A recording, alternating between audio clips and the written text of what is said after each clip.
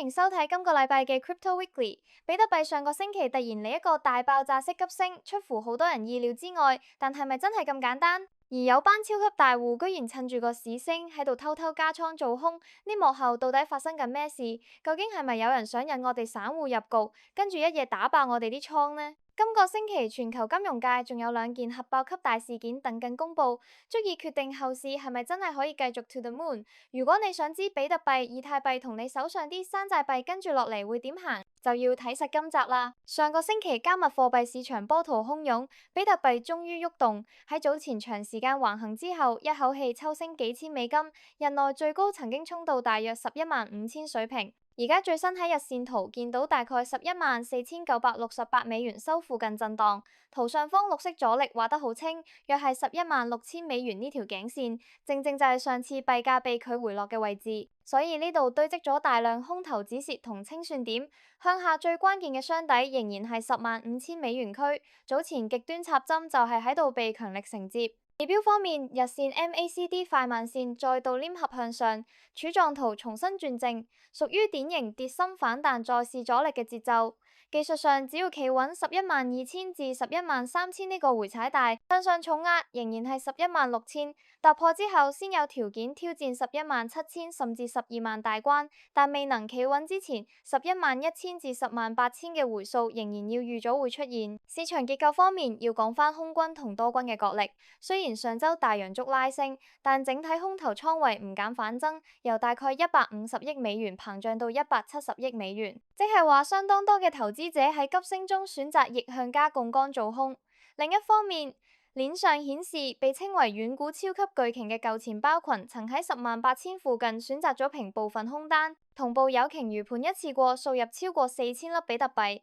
力度係近一個星期以嚟最大單筆。呢種資金接力通常唔會單日完結，短期就係睇消息面會否配合放大波幅。至於點解呢輪橫行拖得咁耐，其中一個原因就係2025年下半年開始，持幣超過7年嘅冷錢包有史以嚟最大規模移動，呢啲沉睡供應湧返出市，短期確實會壓價。不過現貨 ETF 嘅買盤對沖咗部分拋壓，按照 ETF 累積淨流推算，比特幣嘅合理估值大概喺12萬水平，而現價仍然喺11萬出頭徘徊，代表相對資金流嚟講仲係低估。配合交易所儲備，見到得返大約240萬粒，籌碼持續以史上最快速度流出交易所。一旦消息催化引火，供應緊縮會令到向上突破變得容易。以太幣方面，日線圖最新返到4201.12美元附近，明顯守住3720.71美元箱底之後反彈，現階段要真正打開上行通道。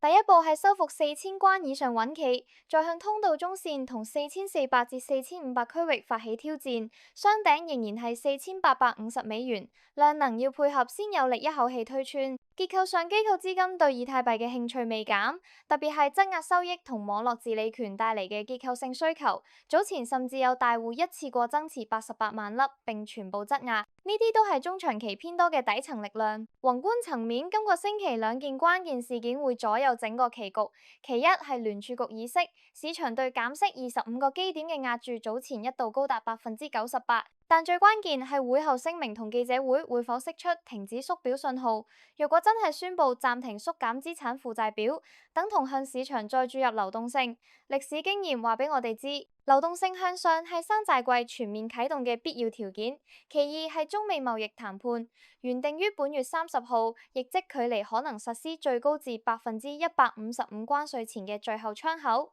如果談判正面，風險資產會即時受惠；相反，一旦破裂，唔排除重演早前因為單一政治訊息觸發嘅急挫。所以今個星期要特別留神遠古巨鯨會唔會提前加空或轉移籌碼。仲有一點要留意，華爾街參與度再加深。上個星期傳出大型投行容許機構客戶以比特幣同以太幣作為抵押品辦理融資，呢類融入傳統金融體系嘅用途，會進一步提升主流幣種嘅流動性同持有黏性。總結今個星期嘅劇本，消息面若見到減息配合停止縮表，再加上談判正面，同步疊加 ETF 顯示嘅低估與交易所供應緊縮，市場極大機會迎嚟新一段上攻。相反，若果消息轉差，回測118000至11萬附近，甚至再探108000，亦屬正常震盪範圍。年輕投資者記住，短線波動一定大。當短期持有者平均成本仍然低於112000水平，而極端情緒充斥市場時，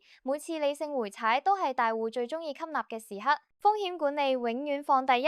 唔好被短期噪音牽住走。跟住策略，守紀律，就係喺波動市入面揾到機會嘅關鍵。多謝大家收睇，我哋下集再見啦，拜拜。